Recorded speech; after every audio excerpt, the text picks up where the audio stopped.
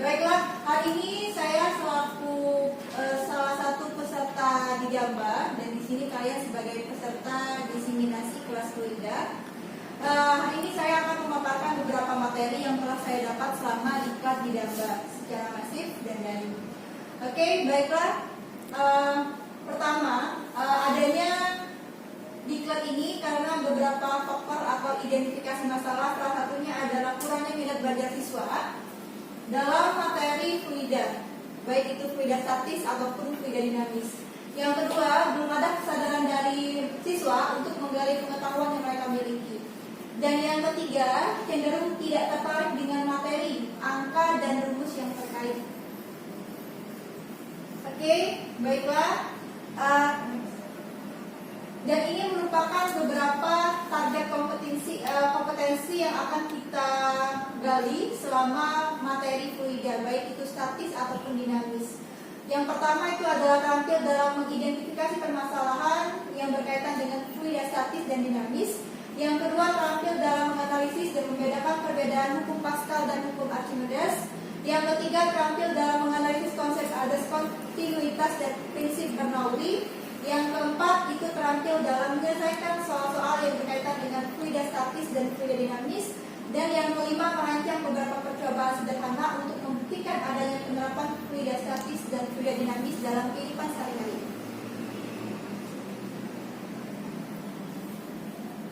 Oke, materi yang pertama ini tentang fluida statis. Tentunya untuk materi fluida statis ini sudah banyak contohnya di kehidupan sehari-hari, tapi mungkin memang beberapa dari siswa itu belum paham jika itu merupakan alat yang menggunakan konsep dari fluida statis. Ya, baik itu adalah tekanan hidrostatis. Saya tidak akan bahas rumus tersebut. Next. Ini kita masuk ke tekanan atau hukum Pascal. Itu merupakan definisi dari adanya hukum Pascal. Next.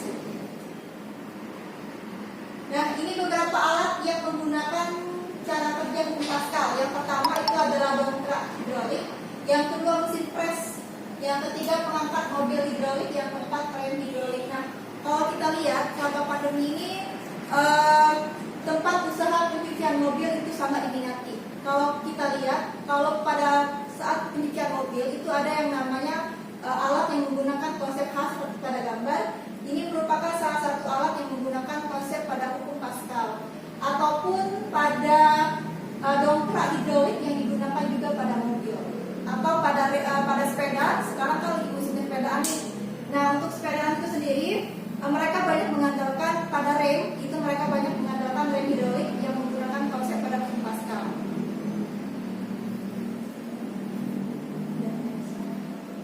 Oke, next. Ini rumusnya yang tadi. Ini beberapa contoh soal yang berkaitan. Hukum Archimedes itu, ini hukum Archimedes.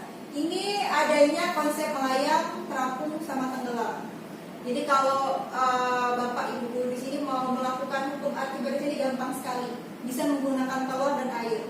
3 cara itu adalah air netral, yang kedua air yang digunakan garam, yang ketiga air dengan menggunakan gula, yang mana yang akan tenggelam, terapung, dan juga melayang. Oke, mungkin langsung saja kita masuk ke penggunaan atau cara penyelesaian soal yang berkaitan sama hukum atau pada fluida statis dengan menggunakan simulasi PET.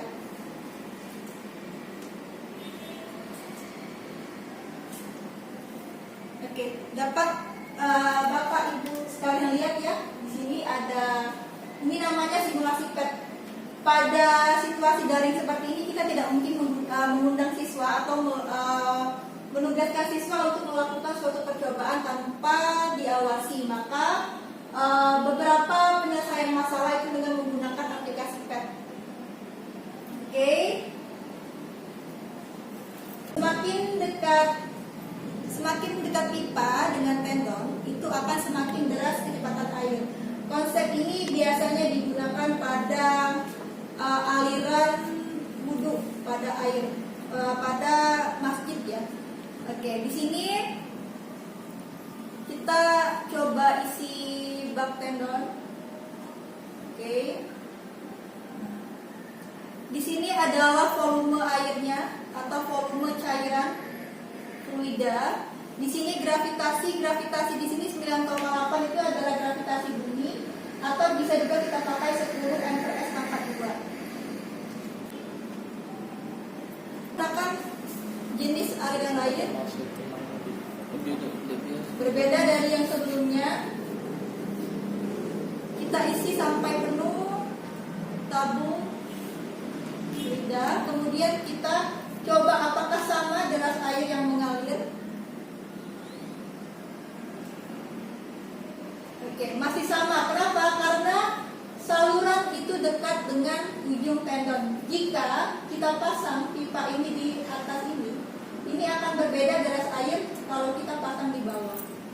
Karena kenapa? Karena semakin dekat pipa dengan tendon atau ujung saluran, maka deras air akan semakin deras. Untuk fluida dinamis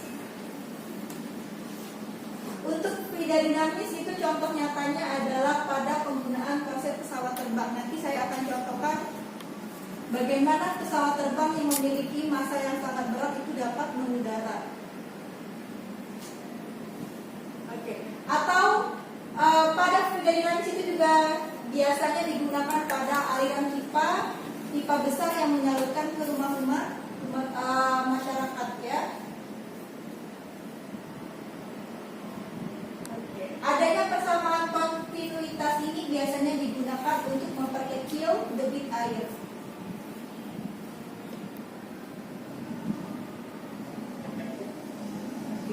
Kita langsung masuk ke Adas Bernoulli. Ini merupakan dicetuskan pertama kali oleh Daniel Bernoulli. Itu dia mengatakan jika pada pipa horizontal, pada bagian yang kelajuan paling bertekanan besar dan kisar tekanannya paling kecil pada bagian yang kelajuannya paling kecil, tekanannya paling besar. Itu contoh penerapan Adas Bernoulli. Atau langsung saja kita lihat penerapan hukum Bernoulli pada pesawat terbang.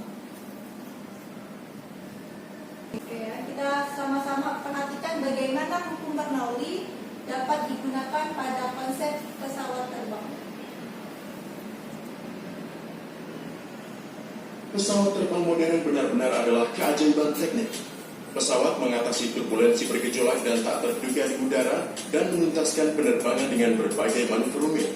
Pernahkah Anda memikirkan bagaimana pilot dapat melakukannya? Atau apa yang terjadi pada pesawat ketika pilot mengoperasikan kontrol tertentu? Dalam video ini, kita akan mengeksplorasi bagaimana pesawat bisa terbang dan bagaimana pilot dapat mengendalikan pesawat terbang dengan cara yang logis, namun sederhana. Kami berterima kasih kepada SimScale karena telah meminjamkan dukungan CFD mereka dan membuat video ini lebih informatif. Pertama, mari kita lihat lebih dekat sayap dan ekor pesawat modern. Satu hal menarik yang akan Anda ketahui adalah bahwa sayap dan ekor tidak dibuat sebagai satu kesatuan yang solid. Sayap dan ekor pesawat memiliki banyak bagian yang bisa digerakkan. Hal yang paling menarik tentang seluruh sayap dan bagian-bagiannya yang berbeda adalah bahwa sayap ini membentuk suatu struktur yang sangat khusus dalam mekanika fluida, yaitu bentuk airfoil. Hanya dengan memahami fisika di balik bentuk sederhana ini, Anda akan memahami fisika pesawat sepenuhnya. Mari kita lihat lebih lanjut tentang airfoil. Sebuah airfoil menghasilkan daya angkat ketika digerakkan relatif terhadap udara. Daya angkat ini membuat pesawat bisa terbang. Bagaimana daya angkat ini diproduksi? Airfoil menghasilkan downwash seperti yang ditunjukkan. Ini menyebabkan perbedaan tekanan di bagian atas dan bawah airfoil, dan kemudian menghasilkan pengangkatan. Analisis CFD yang berkualitas tinggi ini dilakukan menggunakan perangkat lunak SimScale yang jelas menggambarkan fakta ini. Untuk mengetahui lebih banyak tentang teknologi airfoil, silakan lihat video terperinci kami tentang airfoil. Secara umum, semakin tinggi sudut serang, maka semakin besar downwash, dan terjadilah daya angkat. Kecepatan udara yang lebih besar juga meningkatkan daya angkat secara signifikan. Menarik, dalam penerbangan pertama manusia yang sukses, penerbangan Wright juga memanfaatkan prinsip airfoil yang sama. Ini pesawat pertama kali Meskipun airfoil mereka berbentuk kurva sederhana, itu sudah cukup untuk menghasilkan downwash yang baik. Lebih khusus lagi, pesawat mereka memiliki 2 airfoil. Satu lagi ide untuk meningkatkan daya angkat adalah dengan mengubah bentuk airfoil seperti ini. Perubahan bentuk pasti akan meningkatkan downwash dan area sayap, sehingga memberikan daya angkat yang lebih besar. Singkatnya, ada 3 teknik untuk meningkatkan pengangkatan airfoil. Mari aplikasikan pengetahuan airfoil ini ke pesawat. Jika kita mengaktifkan flap dan slap, maka akan meningkatkan downwash dan meningkatkan daya Ini angkat. pada saat sebelum pesawat terbang. Aileron dapat bergerak ke atas dan ke bawah, dan karena alasan itu, daya angkat dapat menurun dan meningkat secara berurutan. Di bagian ekor pesawat, Anda dapat melihat 2 attachment, kemudi dan elevator. Anda dapat mengontrol gaya vertikal di bagian ekor dengan menyesuaikan elevator. Dengan menyesuaikan kemudi, Anda dapat mengontrol gaya horizontal. Oke, yang menggerakkan Sekarang, itu adalah mari kita masuk ke bagian pilot yang paling menarik dari video. Mengendalikan pesawat menggunakan attachment sayap sederhana ini. Mari kita mulai dengan bagian lepas landas penerbangan. Untuk membuat pesawat lepas landas dari tanah, yang harus Anda lakukan adalah meningkatkan daya angkat menggunakan berbagai teknik. Dan pastikan daya lebih dari tarikan gravitasi. Pilot menerapkan semua dari 3 teknik peningkatan elevator bersama-sama untuk menghasilkan lepas landas. Pertama, kecepatan pesawat meningkat dengan meningkatkan daya dorong mesin. Ketika kecepatan pesawat cukup tinggi, pilot mengaktifkan flap dan slap. Daya angkat semakin meningkat karena ini. Ketika pesawat siap untuk lepas landas, mereka mengaktifkan lift ke atas. Gaya ekor memiringkan pesawat seperti yang ditunjukkan. Dan sudut serang airfoil akan meningkat. Elevator tiba-tiba meningkat karena ini dan pesawat lepas landas. Biasanya sudut serang dipertahankan sebesar 15 derajat untuk lepas landas. Dalam diskusi ini, kita membicarakan tentang dorongan mesin. Tetapi, bagaimana mesin mampu menghasilkan dorongan? Pesawat terbang modern menggunakan jenis mesin khusus yang disebut mesin turbofan untuk melakukannya. Dalam hal ini, reaksi kipas dan kekuatan reaksi dari knalpot memberikan daya dorong yang diperlukan. Dengan membakar lebih banyak bahan bakar, pilot dapat meraih lebih banyak dorongan. Bahan bakar pesawat terbang disimpan di dalam sayap. Setelah lepas landas, selanjutnya muncul fase nail dari pesawat. Selama dorongan mesin melebihi drag, kecepatan pesawat akan terus meningkat. Semakin besar kecepatannya, semakin tinggi pula daya angkatnya. Ini akan menyebabkan pesawat naik. Ketika pesawat mencapai tingkat terbang, tidak akan ada percepatan atau perubahan ketinggian. Anda bisa melihat bahwa dengan kondisi ini, daya dorong harus sama persis dengan drag, serta angkatan harus sama persis dengan berat pesawat. Sekarang, mari kita bahas bagian yang paling penting. Bagaimana cara pesawat mengubah arah? Anda mungkin berpikir bisa melakukannya hanya dengan mengatur kemudi. Kemudi menghasilkan gaya horizontal, dan gaya ini dapat memutar pesawat. Namun, perubahan arah yang langsung akan menyebabkan ketidaknyamanan bagi penumpang, dan itu bukan metode praktis. Untuk membuat belokan seperti yang ditunjukkan, yang Anda butuhkan adalah gaya sentripetal. Mari kita lihat bagaimana pilot melakukan gaya sentripetal ini. Pilot hanya menaikkan satu aileron dan menurunkan aileron lainnya. Perbedaan daya angkat akan membuat pesawat terbang berguling atau roll. Dalam kondisi berguling ini, elevator tidak vertikal. Komponen horizontal dari elevator dapat memberikan gaya sentripetal yang diperlukan ke bank pesawat. Dengan cara ini, pilot dapat membuat pergantian radius tergantung pada sudut berguling dan kecepatan pesawat. Teknik bank ini memiliki beberapa kelemahan. Saat Anda menahan satu aileron dan aileron lainnya turun, gaya hambat atau drag yang diinduksi pada sayap tidak sama. Ini akan menyebabkan pesawat oleng. Fenomena ini dikenal sebagai oleng adverse.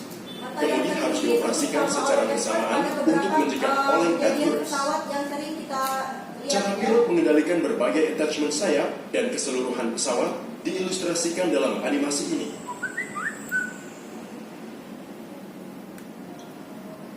Dalam prakteknya, komputer mengontrol secara akurat semua attachment sayap ini menggunakan sistem fly-by-wire. Ini yang mengendalikan adalah Untuk menurunkan pesawat, yang dilakukan pilot adalah mengurangi dorongan mesin dan menjaga nose pesawat agar turun. Ini Ini pada adalah saat kebalikan pesawat dari operasi lepas naik. landas. Kalau tadi pada saat take off, Ketika ini pesawat sudah kehilangan menggunakan- kecepatan, pesawat siap untuk mendarat. Landing. Pada tahap ini, flap dan sled diaktifkan lagi. Perangkat ini juga meningkatkan hambatan. Untuk meningkatkan drag, attachment sayap yang disebut spoiler juga diaktifkan. Pilot menggunakan satu lagi trik di sini untuk mengurangi jarak berhenti yang merupakan dorongan balik. Di sini tutup mesin terbuka lebar dan udara yang seharusnya mundur secara paksa diarahkan ke Ini depan. pada bagian Ini jelas akan balik menghasilkan pesawat, dorongan ya. balik dan akan membuat penghentian pesawat menjadi lebih mudah. Tujuan Simulasi ini CFD adalah yang kita lihat dalam video ini mengurangi tekanan udara diproduksi yang oleh ada pada Senskia. pesawat tersebut. Untuk- Oke, baiklah Bapak Ibu Guru. Mungkin itu saja penyampaian singkat dari materi fluida statis dan dinamis yang telah saya pelajari.